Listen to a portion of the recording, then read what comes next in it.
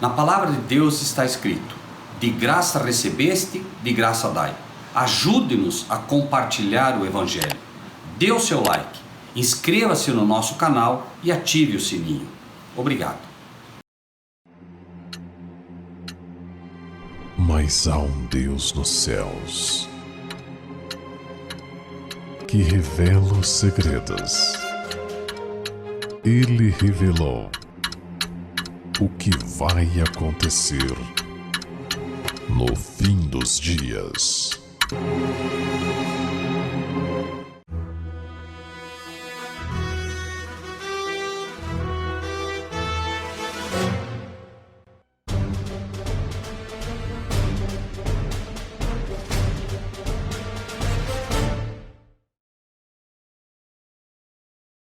Laudato Si, parágrafo 209. Nos países que deveriam realizar as maiores mudanças nos hábitos de consumo, os jovens têm uma nova sensibilidade ecológica e um espírito generoso, e alguns deles lutam admiravelmente pela defesa do meio ambiente. My message is that we'll be watching you. Yet you all come to us young people for hope. How dare you? You have stolen my dreams and my childhood with your empty words. How dare you? Seria este o espírito generoso encontrado nos jovens que foram doutrinados na escola da nova ordem mundial?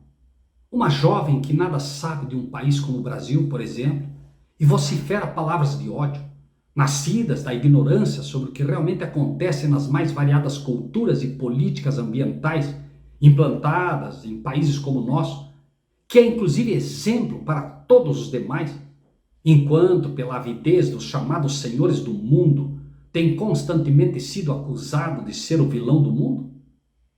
Será deste tipo de jovem mimada, criada em berço de ouro e apoiada por aqueles que com interesses obscuros a usam para atingir seus objetivos? Que faríamos com o nem por força nem por violência, mas pelo meu espírito, diz o Senhor? Esta é uma afirmação que requer toda a consideração nestes tempos onde, mais que a destruição do meio ambiente, a violência é de longe o principal algoz do ser humano. Não por acaso, a segurança está entre os principais requisitos do povo em cada novo pleito eleitoral. Não segurança em face à degradação do meio ambiente, mas em face da criminalidade que cresce assustadoramente e tira a paz de bilhões de pessoas. Laudato Si, parágrafo 213. Vários são os âmbitos educativos: a escola, a família, os meios de comunicação, a catequese e outros. Se estamos falando de pluralidade de crença e respeito mútuo entre as várias crenças, por que apenas a catequese faz parte do âmbito educativo? Não seria muito mais razoável citar a Bíblia, que é aceita por todas as crenças cristãs? Não seria muito mais prudente, pelo menos, considerar as várias escolas bíblicas dominicais, escolas sabatinas e as várias outras que em números totais superam a catequese em participação? A verdade é que, embora não a confesse, a Igreja Católica não reconhece a autoridade das demais igrejas. Aliás, nem as considera como irmãs. Em sua soberba pretensão, levanta-se como se fora a mãe de todas as demais instituições cristãs, algo que até poderia de alguma maneira ser considerado verdadeiro, não fosse a profecia a apontá-la de forma não a recomendá-la, mas muito pelo contrário, estigmatizá-la como perigosa e abjeta. Diz o texto bíblico: a mãe das prostituições, porque os reis da terra se contaminaram com ela. Laudato Si, parágrafo 214. Tendo em conta o muito que está em jogo, do mesmo modo que são necessárias instituições dotadas de poder para punir os danos ambientais, também nós precisamos de nos controlar e educar uns aos outros. Tente adivinhar quais finalmente serão as instituições dotadas de poder para punir os danos ambientais e sob o comando de quem elas atuarão. Tente também imaginar Sobre quem será jogada finalmente a culpa pelos danos ambientais, que certamente virão com ainda mais peso sobre a terra, quando o homem do pecado, o papado, instaurar a abominação que traz a desolação. Diz a palavra de Deus que nada de novo debaixo do sol. Eclesiastes 1:9. Quando julgado no sinédrio, foi dito de Cristo, certamente o único ser humano que poderíamos dizer em todos os sentidos inocente. É necessário que ele morra e não pereça toda uma nação. Quando os flagelos de Deus caírem sobre a terra, por conta da persistente rebeldia contra as suas leis, os servos de Deus, que se recusarem a inclinar-se aos desmandos papais, serão acusados de trazer sobre o mundo as pragas, quando em realidade não fossem por eles e o mundo estaria muito pior. Laudato Si, parágrafo 216. A grande riqueza da espiritualidade cristã, proveniente de 20 séculos de experiências pessoais e comunitárias, constitui uma magnífica contribuição para o esforço de renovar a humanidade. As experiências pessoais podem de fato contribuir em algo no esforço para renovar a humanidade, mas se tornam perigosas se não forem analisadas à luz da palavra de Deus, pois sem a palavra de Deus para nortear as verdadeiras das falsas experiências, veja-se o que ocorre hoje nas milhares de igrejas pentecostais, onde milhares de experiências miraculosas não podem ser usadas como base para a renovação de espécie alguma, devendo, aliás, ser descartadas pelo perigo que representam. So, we are blessed. We are blessed. To have this man here.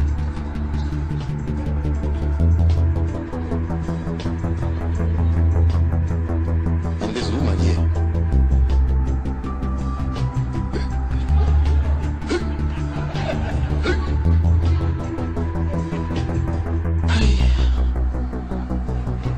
Because it's a woman you go she. What? Huh? I feel like it's happening to me. Huh?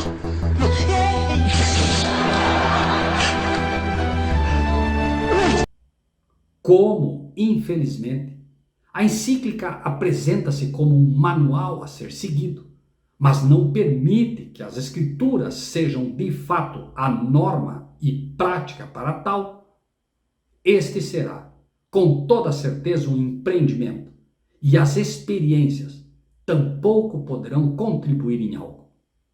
Deve-se lembrar que os milagres, até há pouco condenados pela Igreja Católica, hoje acontecem da mesma forma dentro do movimento carismático, e naturalmente surge a pergunta: se aqueles milagres das outras denominações foram condenados quando ocorreram, esses não deveriam também ser?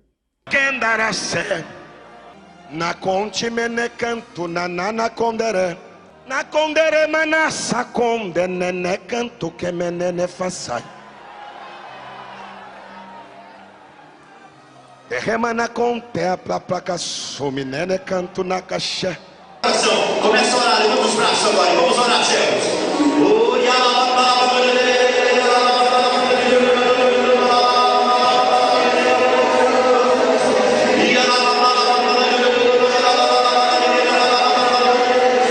Qual o critério, afinal, para saber quais são e quais não são válidos como milagres vindos de Deus? As pessoas que tiveram tais experiências religiosas nestas outras denominações asseguram que o que ocorreu com elas foram frutos do Espírito Santo, e as do movimento carismático também. E então, qual o critério? Pois se erramos no critério, certamente erraremos na solução do problema.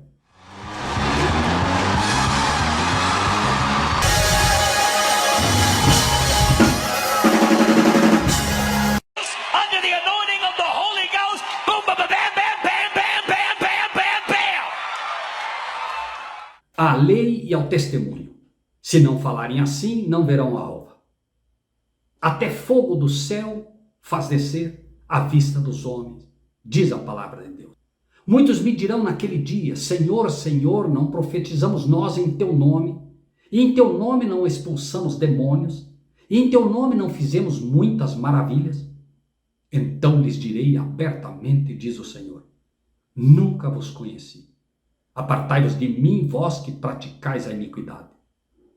Todo aquele, pois, que escuta essas minhas palavras e as pratica, assemelhá-lo-ei ao homem prudente, que edificou a sua casa sobre a rocha. Mateus 7, 22 a 24. O texto aqui apresenta aqueles que profetizaram, expulsaram demônios e fizeram curas e milagres. Mas o que lhes é dito? Nunca vos conheci. E apresenta onde esteve o erro. Praticais a iniquidade, ou seja, são transgressores da lei de Deus. A lei de Deus é um muro de proteção e a medida para saber por quem são feitos esses milagres. A lei de Deus, não as leis da igreja. Laudato Si, parágrafo 220.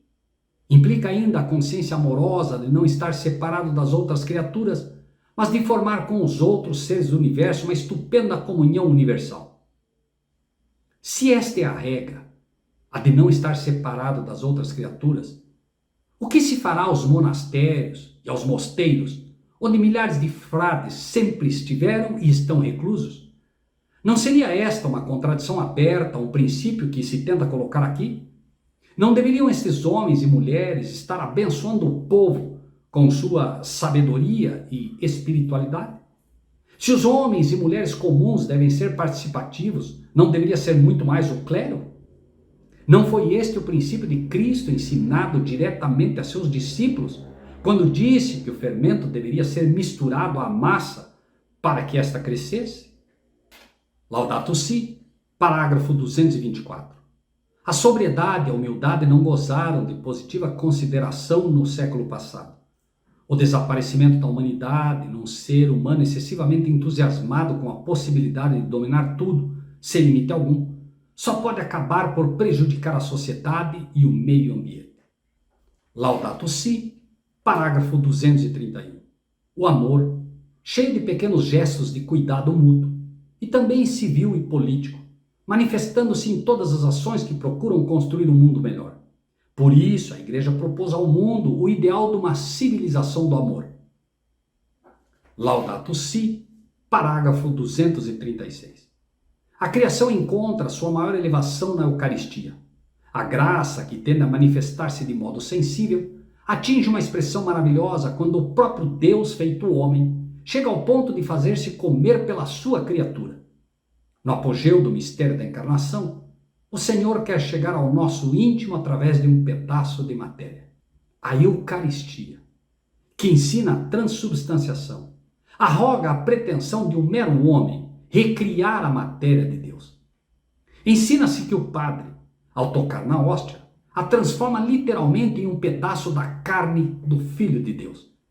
Esta aberração pretende ainda ser um dos pilares sobre os quais a encíclica tentará vender a ideia da divinização do ser humano. Algo não só impensável, mas que certamente trará longe da solução do problema buscado, mas uma ainda maior disposição do homem ao orgulho que lhe é natural, criando um estado de coisas muito pior que o de agora, pois ensinará o homem a olhar para dentro de si, buscando a solução, quando somos todos convidados a olhar para fora de nós, para a mensagem da cruz, tal qual foram convidados os hebreus do passado, a olhar para aquela serpente no madeiro que simbolizava Cristo, aquele que um dia morreria pelos pecados de todos os seres humanos. A Eucaristia falha em todos os pontos propostos, desde o batismo às demais, pois todas são contrárias às Escrituras pela forma como são feitas e ensinadas. Se de fato a verdade liberta, o erro escraviza. E este será o resultado final de todos aqueles que adotarem esta encíclica como norma de conduta para a solução do problema ambiental do mundo. Laudato Si, parágrafo 237. A participação da Eucaristia é especialmente importante no domingo. Este dia, à semelhança do sábado judaico, é-nos oferecido como dia de cura das relações do ser humano com Deus, consigo mesmo, com os outros e com o mundo. O domingo é o dia da ressurreição, o primeiro dia da nova criação, que tem as suas primícias na humanidade ressuscitada do Senhor, garantia da transfiguração final de toda a realidade criada. Além disso, este dia anuncia o descanso eterno do homem em Deus. Assim, o dia de descanso, cujo centro é a Eucaristia, difunde a sua luz sobre a semana inteira e encoraja-nos a assumir o cuidado da natureza e dos pobres. A partir daqui, entramos no verdadeiro objetivo de toda a encíclica. Não por acaso essas informações foram deixadas para o final. Se você chegou até aqui nesta encíclica, você está pronto para a sobremesa. Ela é indigesta e puramente religiosa. Mas você agora já está suficientemente anestesiado como para receber esses mortais venenos como pura água refrigerante. Toda a apresentação anterior da encíclica foi um preparo para o grande objetivo final da mesma. Rogo que você preste atenção ao que virá. Serão 3 cerejas que irão coroar este bolo indigesto, coberto com caramelo. 3 cerejas mortais. Primeira cereja, o domingo.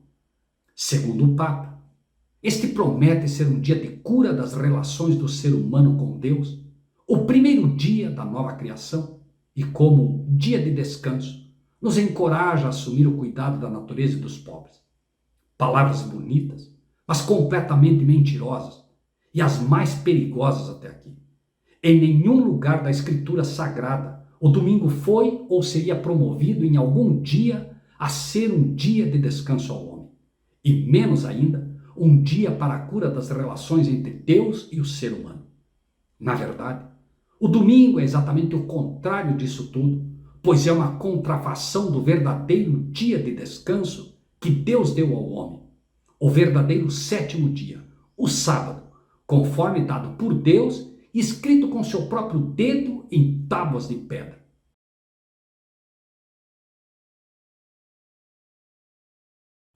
O sábado, e não outro, é este dia.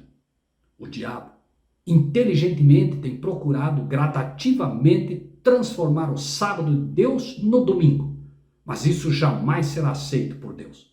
Deus não erra e não se deixa errar. Aliás, relativo a este assunto, aquele que conhece o futuro, o único Deus, sabendo que isso ocorreria um dia, deixa-nos as advertências mais sérias e mais importantes já dadas em todas as épocas. Diz o texto bíblico: e santificai os meus sábados, e servirão de sinal entre mim e vós, para que saibais que eu sou o Senhor vosso Deus. Ezequiel 20, 20.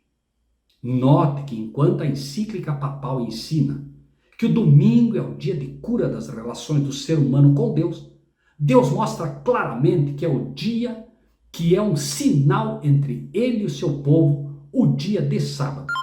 E não há homem que possa contestar isso, a não ser com perigo para si mesmo e para os demais. E seguiu-os o 3º anjo dizendo com grande voz: se alguém adorar a besta e a sua imagem, e receber o sinal na sua testa ou na sua mão, também este beberá do vinho da ira de Deus que se deitou não misturado no cálice da sua ira, e será atormentado com fogo e enxofre diante dos santos anjos e diante do Cordeiro. Apocalipse 14, 9 e 10. Deus adverte claramente que aquele que receber o sinal ou marca da besta na testa ou na mão, beberá o vinho não misturado no cálice da sua ira. Ou dizer, aquele que receber a marca do papado, o domingo, que é o sinal da autoridade papal, contra o sinal da autoridade de Deus, que é o sábado, receberá o vinho, as pragas que serão derramadas finalmente sobre a terra, sem mistura de misericórdia. Pergunto, caro amigo, vale a pena correr o risco?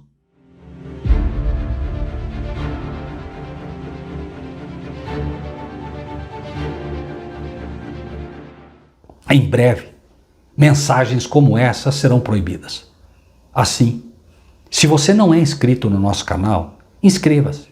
Ajude-nos, inscreva seus amigos, convide-os para fazer parte deste canal. E que Deus seja contigo.